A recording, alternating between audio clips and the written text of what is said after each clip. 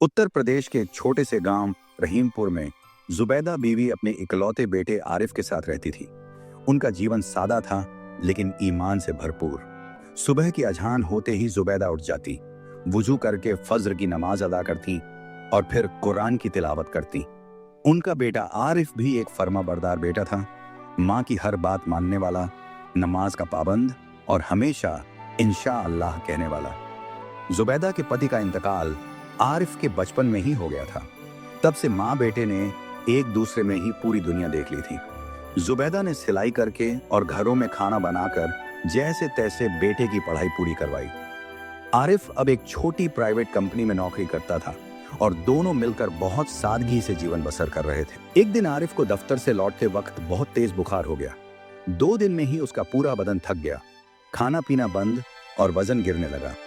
गांव के डॉक्टर ने कहा कि मामला गंभीर है और शहर ले जाना पड़ेगा। टेस्ट के बाद पता चला टीबी है और इलाज लंबा चलेगा। जुबैदा का दिल कांप उठा। या रब, ये कैसा इम्तिहान है। वो रात को अकेले बैठकर अपने आंसुओं को छुपा लेती, लेकिन बेटे के सामने हंसती रही। इलाज महंगा था और नौकरी भी छूट गई। जमा पूंजी खत्म हो चुकी थी। कई दिन सिर्फ दाल चावल पर गुजर होती, लेकिन जुबैदा बार बार कहती, बेटा, अल्लाह किसी जान पर उसकी ताकत से ज्यादा बोझ नहीं डालता। सूरह नंबर 2 सूरह अल बकरा आयत नंबर 2 186। आरिफ ने धीरे से सिर हिलाया। अम्मी, हम सब्र करेंगे, अल्लाह हमारे साथ है।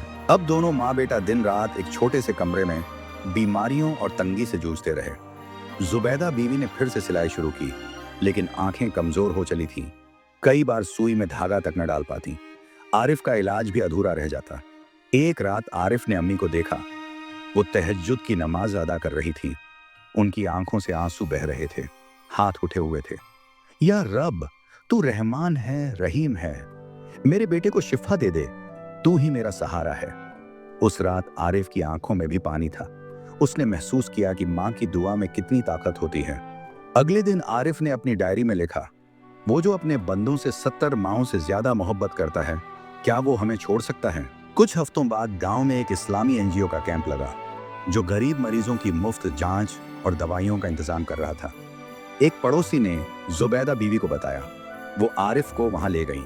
कैंप में एक शहर के डॉक्टर ने आरिफ की हालत देखी और तुरंत उसका पूरा इलाज अपने ट्रस्ट के जरिए करवाने की पेशकश की, मुफ्त में।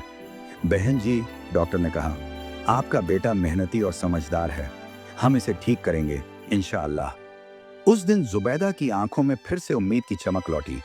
उन्होंने आसमान की ओर देखा और कहा, अल्लाह, तूने सुन ली। 6 महीने के अंदर आरिफ की तबीयत बेहतर हो गई। उसने धीरे धीरे चलना शुरू किया, फिर पढ़ाई के बच्चों को ट्यूशन देने लगा। वहीं एनजीओ में उसे पार्ट टाइम जॉब भी मिल गई, जहां वो मरीजों का रिकॉर्ड रखता और गरीबों की मदद करता। अब माँ और बेटे के चेहरे पर सुकून था। एक शाम जुबैदा बीवी ने कहा, बेटा, अल्लाह का शुक्र अदा कर, उसी ने हमें राह दिखाई। आरिफ ने मुस्कुराकर जवाब दिया, अम्मी, जो माँ तहज्जुद में रोकर दुआ करे, उसे अल्लाह कैसे ना मुराद छोड़े। सब्र करने वालों के साथ अल्लाह होता है। सूरह नंबर 2 सूरह अल बकरा आयत नंबर 153। ये कहानी हमें यह सिखाती है कि हर इम्तिहान के पीछे अल्लाह की रहमत छुपी होती है। जब हालात मुश्किल हो जाएं, तो न हार मानो, न शिकवा करो, सिर्फ अल्लाह से दुआ करो, सब्र करो और भरोसा रखो। सब्र का फल हमेशा मीठा होता है और माँ की दुआ कभी खाली नहीं जाती। ऐसी माँ के लिए एक लाइक तो बनता है।